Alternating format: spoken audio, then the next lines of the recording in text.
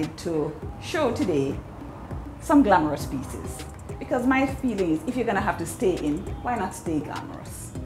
I figure since you have to have friends in because of the situation with the COVID, why not set up a nice table? I brought a few things from home, set up a table just for an example, and you could have a nice dinner with your family, a few friends, or you could just have a drink.